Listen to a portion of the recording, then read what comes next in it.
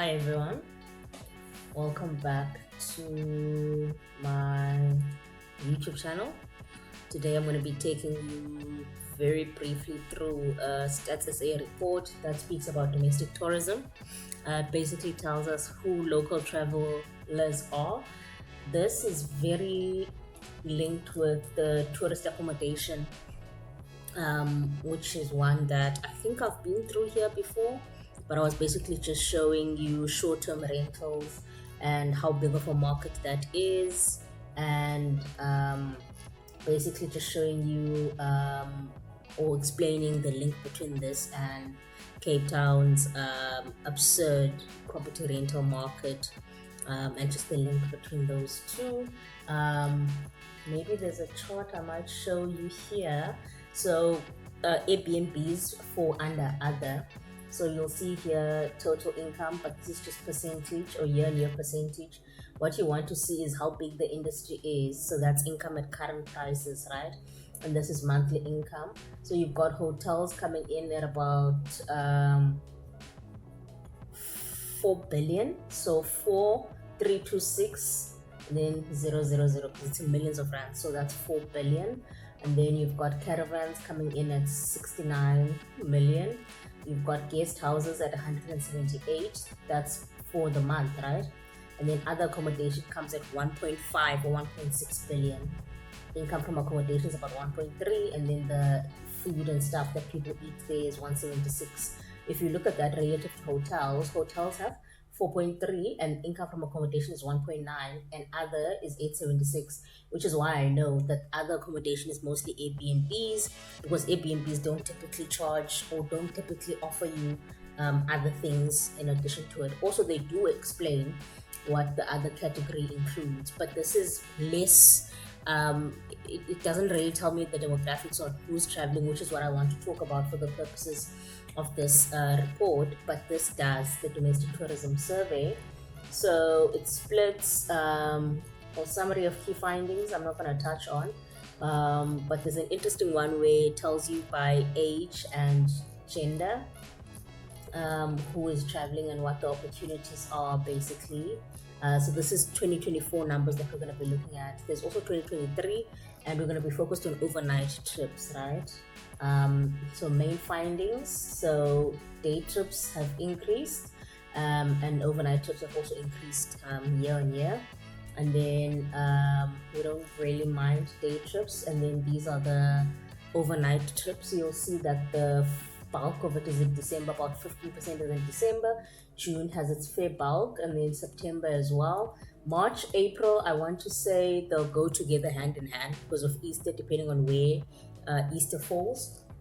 And then if you come down, we're also going to ignore that. That's domestic day trips. And domestic means local, so South Africans traveling within South Africa.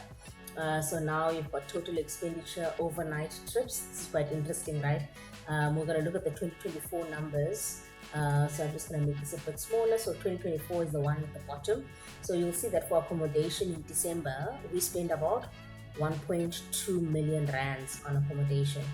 Oh, billion, right? Because it's in thousands of rands. We spent 1.2 billion on accommodation in December, relative to about 336 million during January. So December is a big spender in terms of accommodation. So if you're one of those people that have a nice place, you can rent it out in December and go live with family. And for food and beverages, we also spend 1.4 billion food and beverages in December. So I was actually on a live on TikTok talking about this, but I wasn't sharing my screen. Obviously, I was just speaking to it, but I was saying there's such an opportunity in South Africa for low cost travel. And I'll show you why. But if you're looking here, I'm just showing the economics of all. You can get a portion of this, or this could possibly grow. The accommodation, the food and beverages, domestic transport, 2 billion on transport, and then you've got recreation and culture, about 200 million. 1.5 is on shopping, and 500,000 is on other. Right, so those are the economics. And then here, this is total day trips taken by household members. Western Cape is quite popular, 24%. A day trip means you're not sleeping over, it means you're traveling within the province and then you're going back to your own home. Gauteng is at 22%. That's also quite, people are keeping it local. So Western Cape and Gauteng, obviously two of the highest for day trips. Let's focus on overnight trips. You'll see for overnight trips, Limpopo is the fave at 17.6%. I love me a trip to Tzaneen when I lived in Gauteng. Chukudu Game Lodge is one that sticks out. I'm not sure if that was Limpopo. Yeah, I think it was in Limpopo. Yeah. Chukudu Game Lodge. We really enjoyed that with my friends. And then you've got Limpopo, you've got Gauteng at 14.9, you've got Natal coming in at 16.6. I feel like, I don't want to say Natal is a hidden gem, but like, I really love Durban. I don't understand why the tourism there isn't as high as it should be. I mean, I understand, but like, I wish it wasn't. Let me put it like that. So these are recent day trips, recent overnight trips. You'll see here the most recent overnight trips in December, 16%, and then you've got August coming in second at about 10%, and then you've got March as well. Nothing really, interesting there, but here this is quite nice.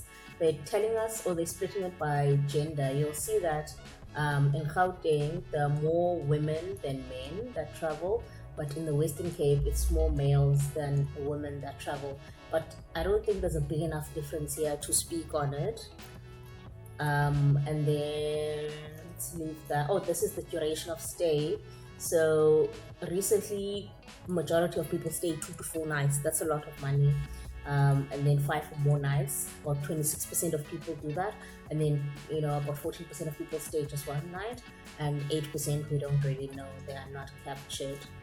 That's quite interesting. We'll leave that. There's also a nice little reason for a trip. So let's leave this because that's day trips. We're not really interested in that. We're interested in overnight trips. That's where the money is. This is our method of travel, which is also quite interesting, right? So for let's leave day trips. Let's look at overnight trips. For overnight trips, you've got 43% of people who are going to the Western Cape coming in by air, 10% coming in by bus, 20% driving, 4% coming by car.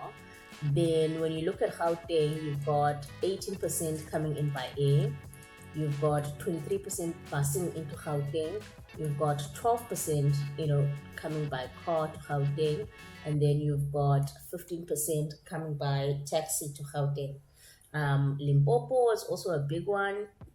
Very little but coming in by air, but you've got 13% coming in by bus. You've got 17% coming in by car, and 20% coming in by a taxi, which is also quite cool. And then when we look here, this is also the province of destination. Here we're going to be focusing on why people are traveling to that particular, province. So the Western Cape, 2.6 million people, or million, yeah, it can't be billion. 2.6 million people are traveling to the Western Cape for leisure, followed by not closely 683,000 people, or 683,000, people traveling to Gauteng for leisure, and then but these are day trips. So in total, it's about 4.5 million people who are traveling for leisure. Let's leave day trips. Like I said, I want us to focus on overnight trips.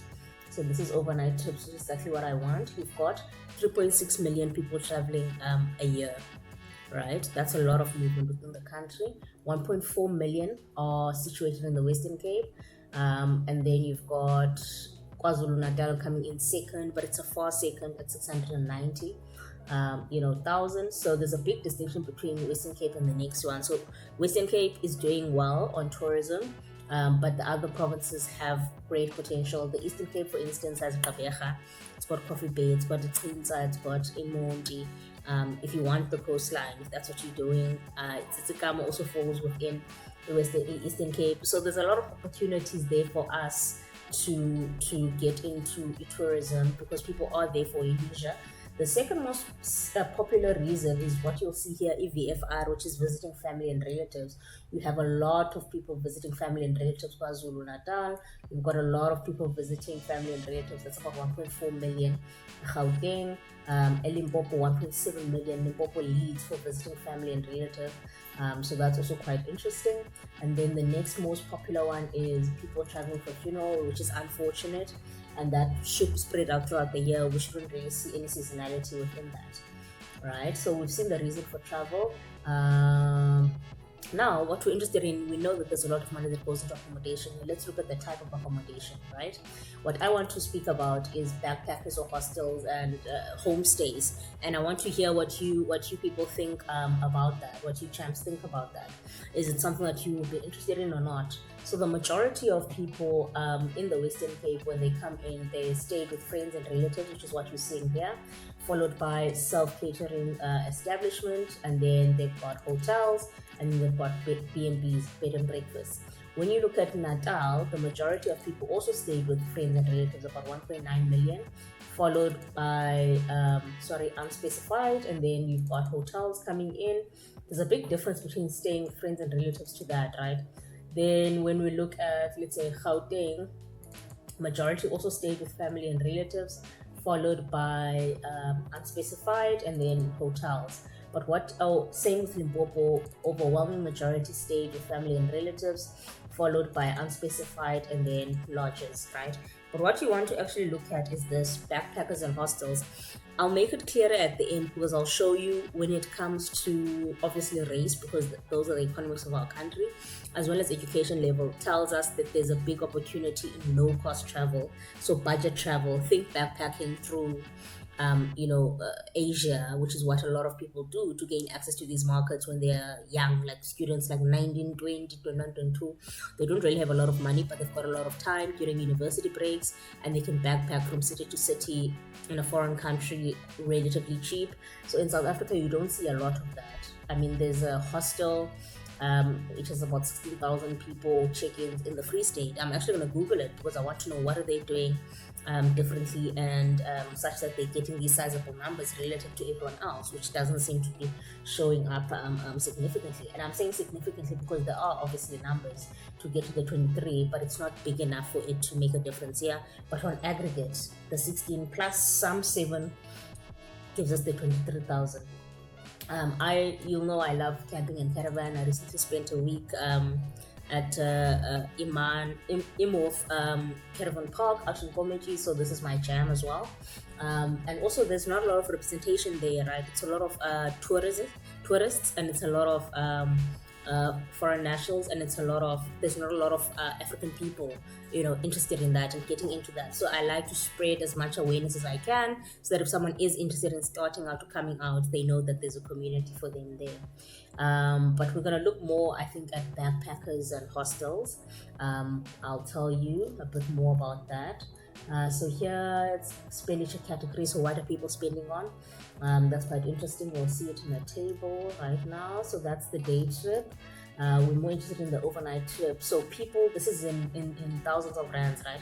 So people in 2024 are spending about 3.6 billion on leisure.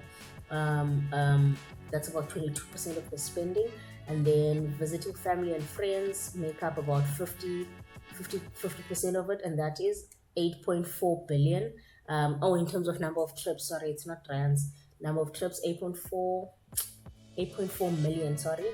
3.6 on leisure and 8.4 million. And then funerals is about 1.9 million. What I'm more interested in is the monetary amount of what people are spending. I think that gives us a sense of the economics.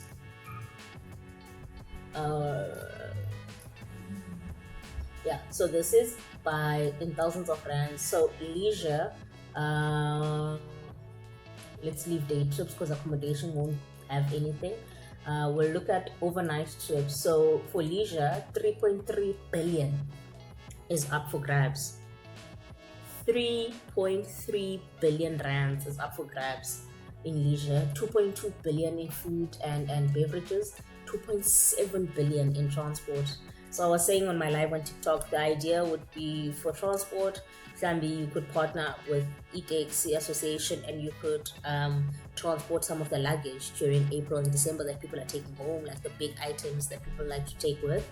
And you would be working directly with the taxi association and not with the individual, because business to business is more profitable than business to end user oftentimes, and it's a better contract terms.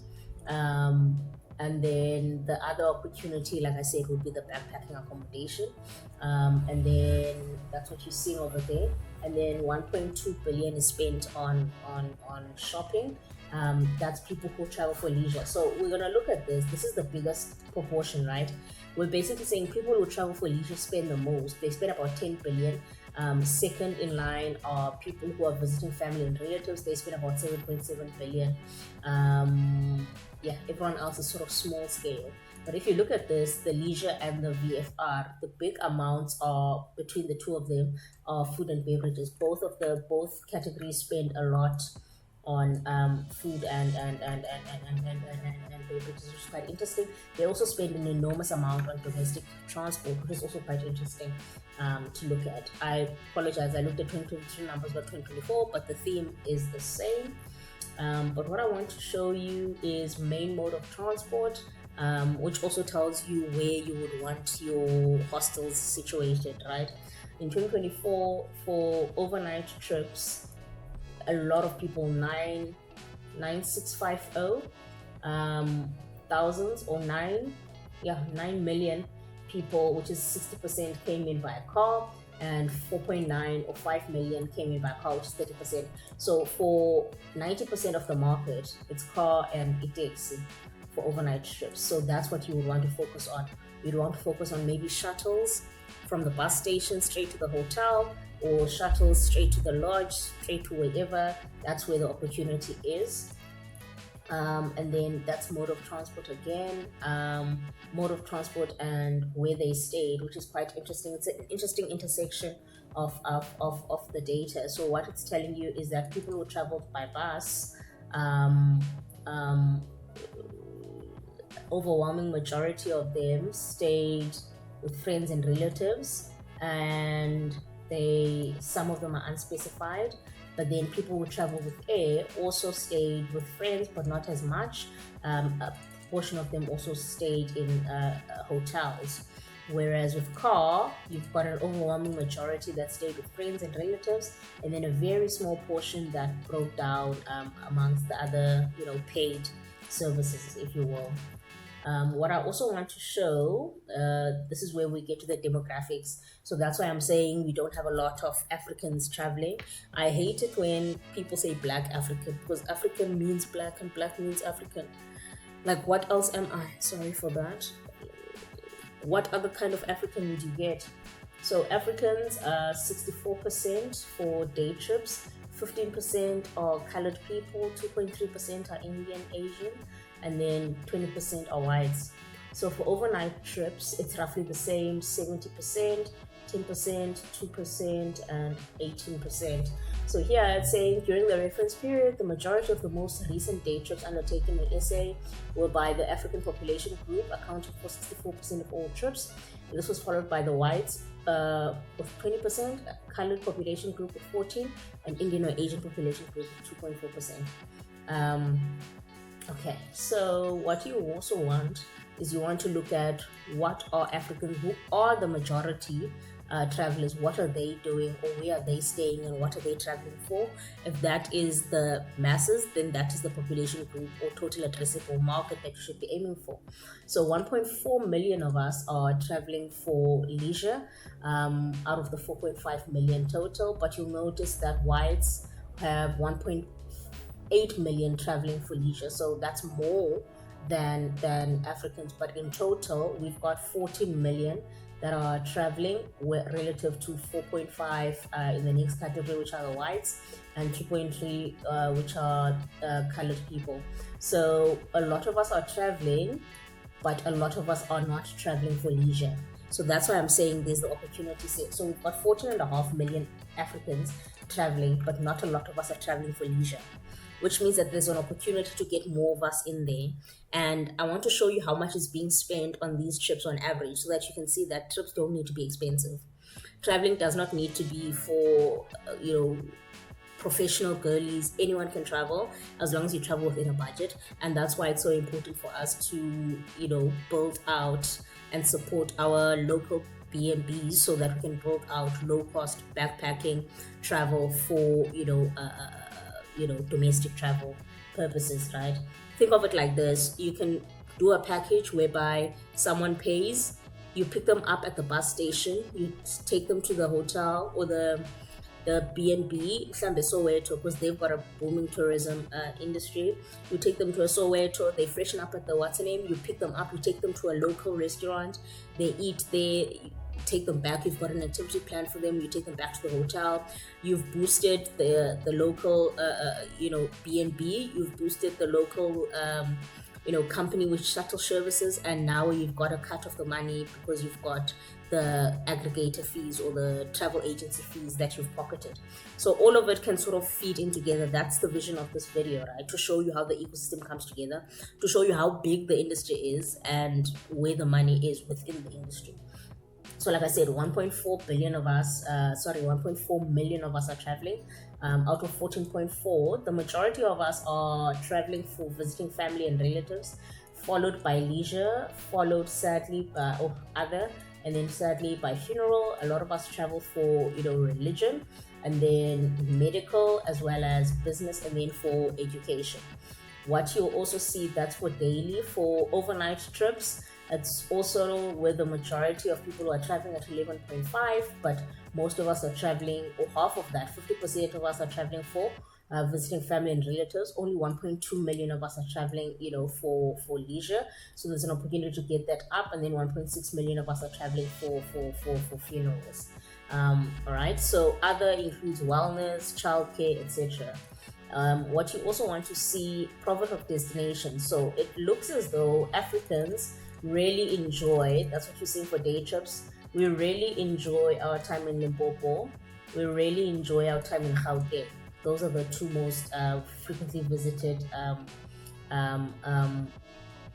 let's say provinces. For overnight trips, we also prefer Limpopo, followed by Natal, right? Those are the two most popular provinces. That's also quite interesting. I mean, we literally could, if we put ourselves to it, we could bring Natal back up to a hub for December. It could be the place to go.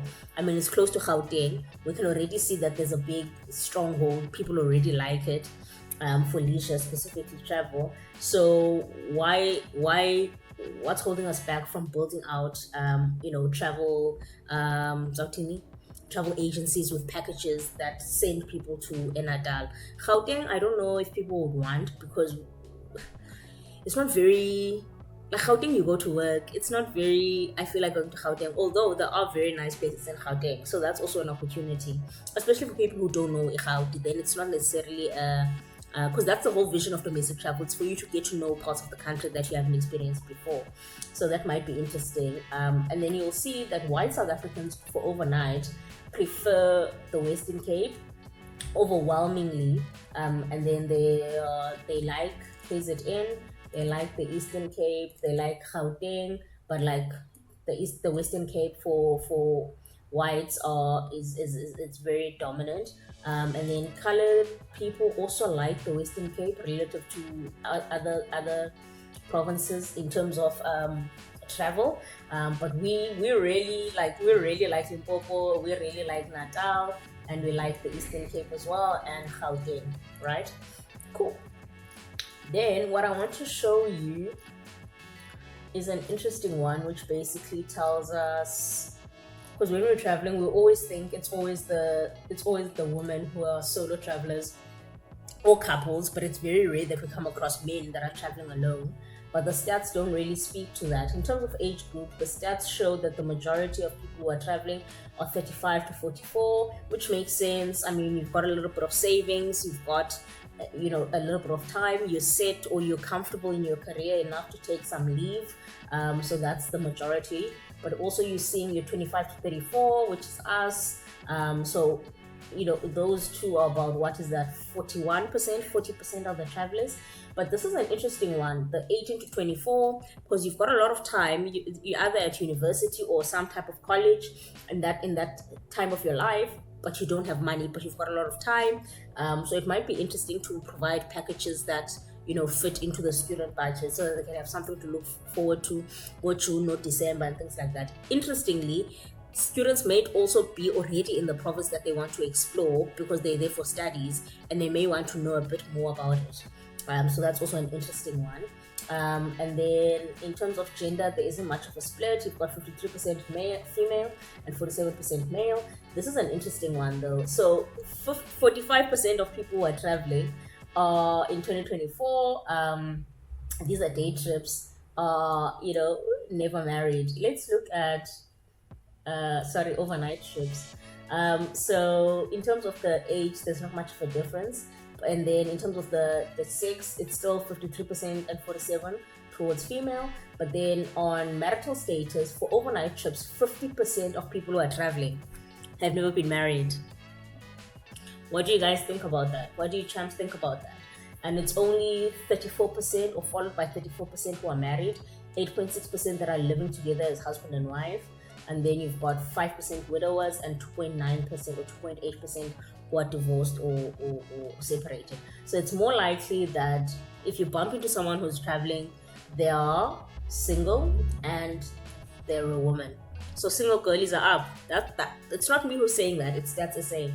And then in terms of highest level of education, I had a lot to say about this earlier in my life, but I was basically saying it's only 25% of travelers in South Africa that have matric and higher, or higher than matric rather, which means that there's a big disconnect between what we're seeing online in terms of like aesthetics and travel budget relative to what's happening, because I'm associating education level with how much you're willing to spend or a budget, Mandicho. So if only 25% of people are traveling to these places, it means there's a lot of South Africans that are traveling, like we've seen from Stats to say, which means that people are able to do budget travel. It's just that what we're seeing online makes traveling seem like too much of a luxury, such that people think they are priced out. I promise you, every time I'm watching a content creator with travel, the first thing people are asking is, what's your budget breakdown, because people are like, I want to do these things, but can I afford to? I love seeing people who are doing like solo trips and small trips, and they'll be like, this is how much I spent on my trip, and it's like 5K, because not everyone has 5K in their pocket, granted, but a lot of people feel like, if you tell me how much it is, then it might be something that is affordable to me. And local travel should be affordable. Everyone should be able to say, I've been to a Durban, I've been to a Mpumalanga, I've been to a Free State, I've been to a Gauteng, even if it's just once or twice, so that you've got context about your country. I mean, it's your country at the end of the day. So I found that quite interesting. For me, it's telling me that there's an opportunity for all of us to travel cheaply. There's house stays or home stays, which is basically you staying at someone's house and paying them a little fee. You're there for a day or two. There's the opportunity for hostels, like I said, or backpacking, which is basically someone setting up a room with multiple with multiple beds, shared kitchen, shared everything. They come in, some meals can be shared, some meals they can buy on their own. I cannot tell you how much that would boost the local economy as well, because now you've got people coming in, and what they can do is they can spend in the area. And you've seen here, people spend a lot on food and beverages when they're traveling, especially for leisure. So you want to capture as much of that as possible. I'm going to stop the video here. Let me know what you guys think. I was basically just showing you how big the travel industry is from the Status report. I found it very interesting. Of particular interest was the fact that a lot of us are traveling. We do like your KZN, we do like Limpopo as Africans, which is the majority, and which is the target market for a lot of these push local businesses. So I found that interesting. I also found it interesting that a lot of us are, even though we're not spending a lot when we're so there's an average spend. Yes, there's an average spend.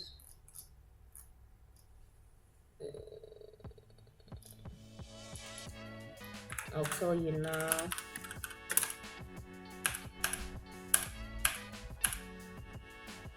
Okay, here's average spend. So table 24 shows population groups by average expenditure on the most recent day and overnight trips in 2024, and it indicates that Indian and Asian travelers recorded the highest average spend per trip at 2,400 compared to other population groups. The white population group followed with 693 spent, while the colored population spent the lowest amount on average per trip at 520. The African population group undertook the majority of most recent overnight trips. However, their average expenditure per trip sits at 1.4, making it the least average spend per trip. The white tourists reported the highest amount of money spent on average per trip, 2.9, while the Asian or Indian and the colored population group spent 2.5 and 1.4 on the average trip, respectively. So that's quite interesting, right? Those are day trips. The overnight trips, this is the number of trips. We're the biggest travelers. That's what I meant by, if you're building something, you're trying to attract as many Africans as you can. If you attract other groups, then that's cool, but when you're advertising, that's who your target market should be. What do I mean by that? I don't mean you should exclude other people. I mean you should be targeting indawo eziselokishini or indawo that are predominantly black, which are often ilokishi outside of Igaudu, which is more spread out in terms of who lives where, because of the spatial inequality. You should be targeting that, and our modes of transport are bus and taxi. So if you are building a travel platform and you want to attract the majority, which are Africans, then your thing should be targeted at maybe shuttle service from taxi rank, shuttle service from the bus, and then housing people in also black spaces or black, how do I say, supporting black businesses in that sense, if that's something that you're passionate about. I know I am. But yeah, so I'm going to leave the video here, like I said, but this was quite interesting to see. It's showing you the economics of travel, domestic travel, and how maybe what ideas can come to your mind in terms of like how you can take part in this space. I'm passionate about travel, like I said, and I'm passionate about statistics, so it's great when it all comes together. Let me know what you think in the comments. Yeah, like, share, subscribe. Thanks for watching.